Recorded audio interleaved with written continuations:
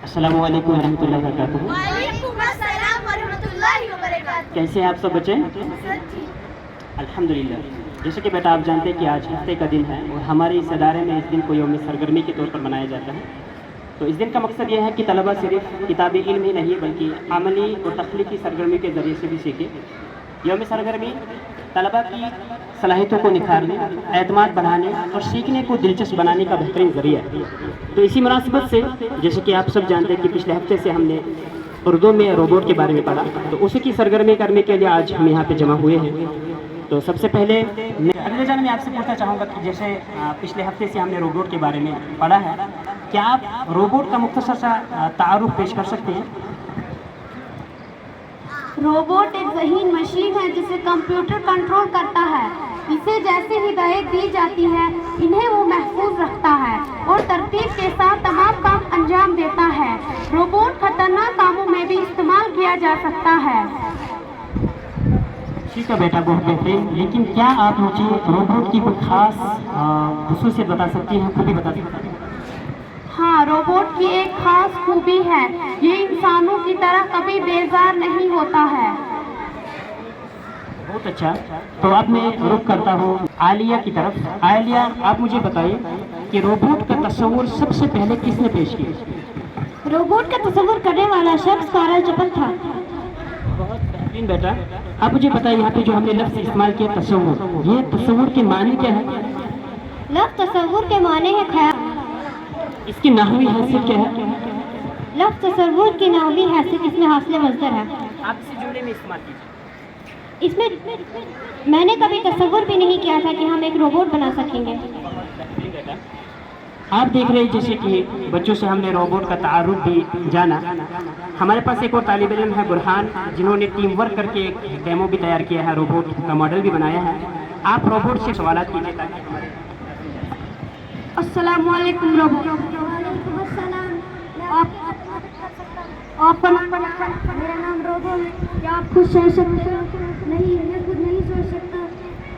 क्या आप गलती कर सकते हो? हाँ, अगर मुझे गलत हिदायत दी गई तो मैं गलती कर सकता हूँ। आप फिर रोबोट वापस जाइए।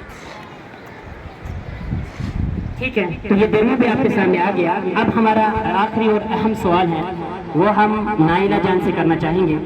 जैसे कि हमने रोबोट के बारे में पढ़ा।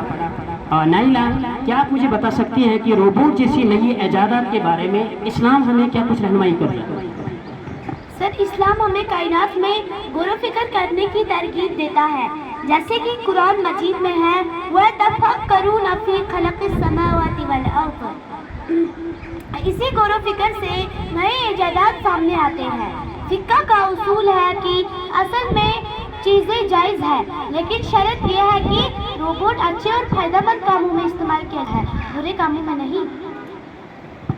बहुत बेहतरीन बेटा, जज़ाकल्लाहु खैरा। तो नाज़रीन किराम, जैसे कि आपने देखा कि आज पिछले हफ्ते से हमने जो रोबोट के बारे में पढ़ा था, तो बच्चों ने उसकी अमली सरगर्मी आपके सामने अंजाम दी और आपने ये भी जाना कि इस्लाम हमें रोबोट के बारे में क्या कुछ रहनुमाई करता है। दरअसल इस्लाम एक आफाकी दीन है जो न सिर्फ इबादत का नाम है, बल्कि इस्लाम एक ऐसा निज़ाम हयात है जो हमें हर कदम पर रहनुमाई और रहबरी करता है। शायद बाज़ लोग ये सोच रहे होते कि रोबोट तो एक नई ईजाद है, इसके बारे में इस्लाम का क्या तस्वुर हो सकता है, लेकिन हमारी तालिबान ने आपके सामने वाज़ेह कर दिया।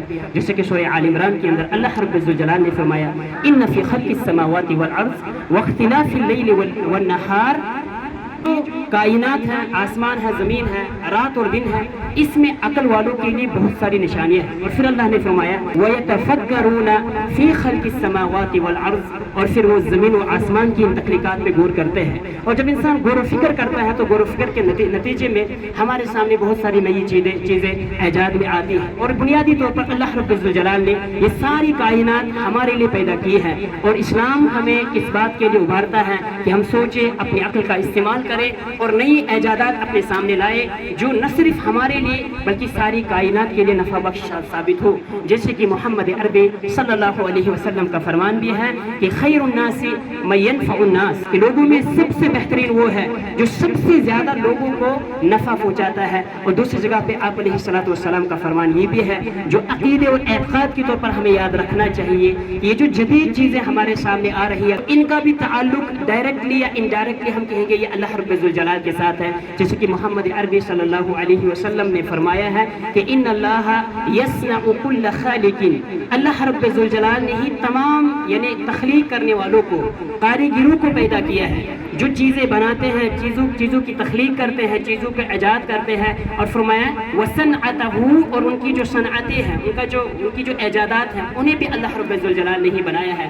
تو میں بہت ہی زیادہ خوش ہوں اس بات کر کے آج ہمارے طلباء نے یہ ایکٹیویٹی کی اور یہ سرگرمی انجام دی. تو اس پر میں ان سب کو جو ہے دل کی گہرائی سے مبارکباد بھی پیش کرتا ہوں. اور آپ سب بھی ہمارے اس ادارے کے ساتھ جڑے رہے. یقین جانیے کہ آپ نئی چیزیں آپ کے سامنے آتی رہیں گے. اللہ رب الجلال آپ کو بھی سلامت رکھے، ہمیں بھی سلامت رکھے اور ہمیں غور و فکر کرنے والوں میں سے بنائے. والسلام علیکم ورحمۃ اللہ وبرکاتہ.